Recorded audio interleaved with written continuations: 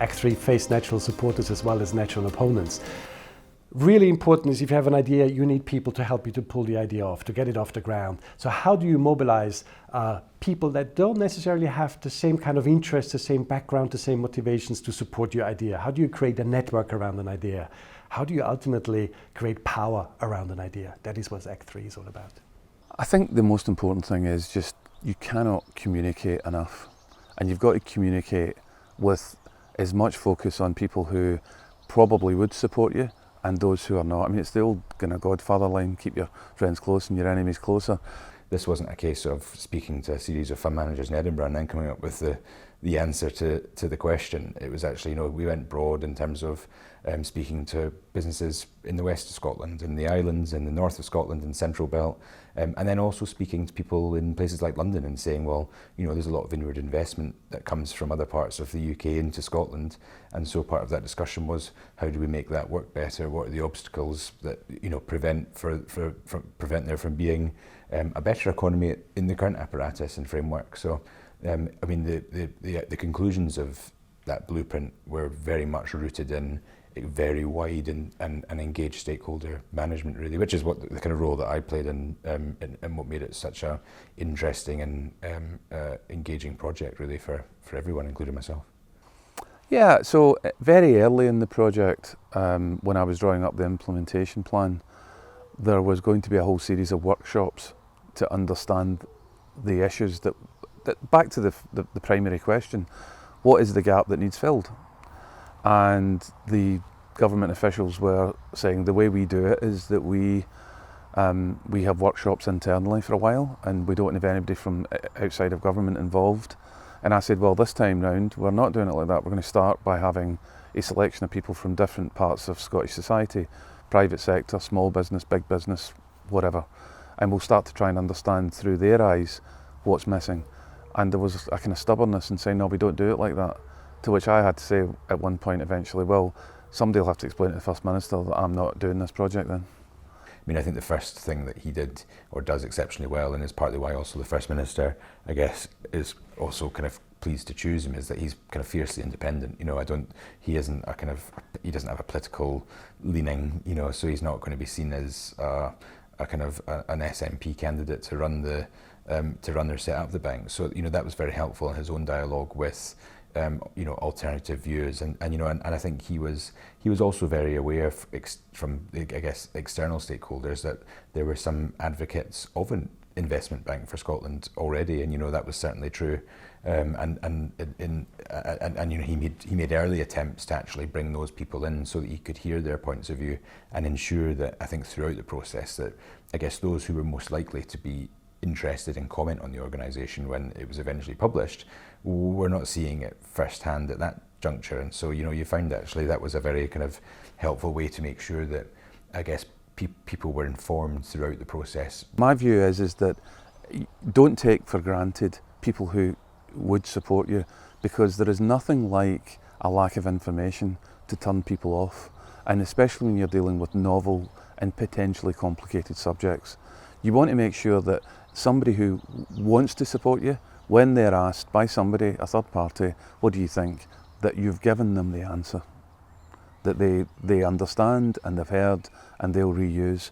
Similarly, it's much easier it's harder for opponents to be sort of determined in their opposition if you've really communicated with them and you've tried to tackle all of their questions. And there is nothing like being totally open and transparent about it. There are so many times when people try and pretend they've got an answer to a question they don't have. And actually, if you just say, I don't know the answer to that question, then it's hard to be criticised, because, well, if I don't know, you don't know, nobody knows. That's something we're going to have to deal with.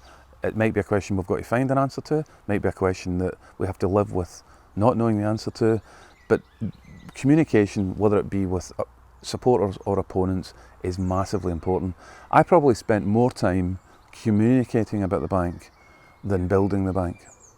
Yeah, I mean, I guess you started with a base of your own knowledge of organisations, influential organisations in the country, you know, whether it be representative bodies of certain business communities, or, you know, representative of angel investment syndicates, or indeed organisations that were representative of people, so, you know, unions. And so you kind of started with that, and then you kind of just ended up, I guess it was a kind of multiplier effect. And then as you started talking to people, you know, people had their own ideas and were very engaged, and that included individuals.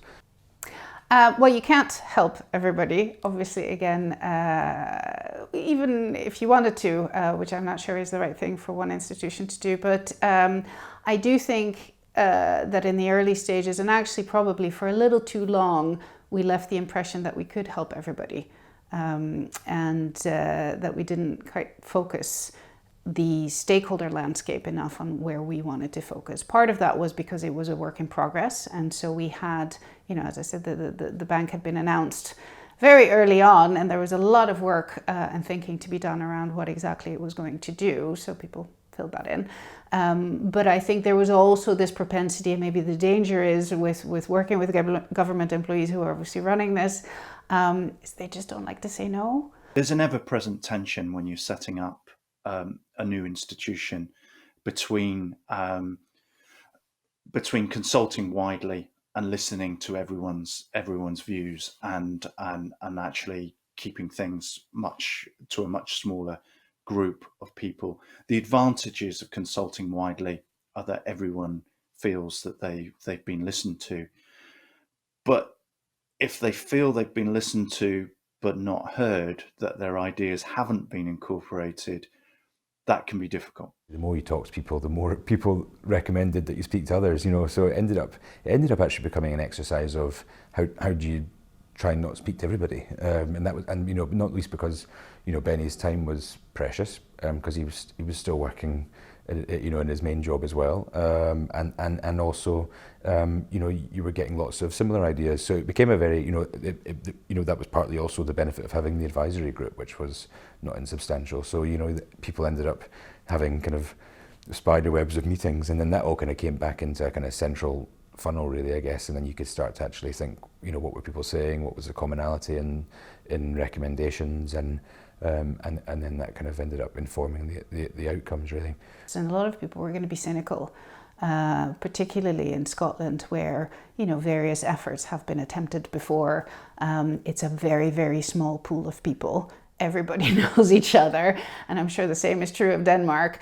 And so you already know what various groups of people are going to think. So I would agree with Benny that you have to recognize who or what groups are the forces that may be a little bit cynical about this, who may be sniping in the background, and to have an exercise in trying to win them over. In any major institution, there will be people that disagree. There will be people that think mistakes have been made, and there's an inevitability to that. But I think in terms of dialogue, one does have to front up to points of opposition and say, well, no, sorry, we disagree on this. Otherwise, it will just breed disappointment down the line. Ideas by themselves, you know, don't do very much. You need people to support you. You really need to mobilize a network of stakeholders around you that will help you to pull the idea off at the end of the day. So a lot of people will be supportive, but an equal amount of people might be more critical, more skeptical, they might be on the fence. So Benny talks very openly and I think very honestly, and this is really important, very critically, about how he kind of created a collective of actors around this main idea of a Scottish National Investment Bank. So the third big learning is really, how do you create a network around an idea so that the idea actually becomes powerful and has support in various different constituencies with very different audiences that all need to support the idea to come off the ground. So it's the political aspect of making ideas work. It's where power and knowledge kind of shake hands.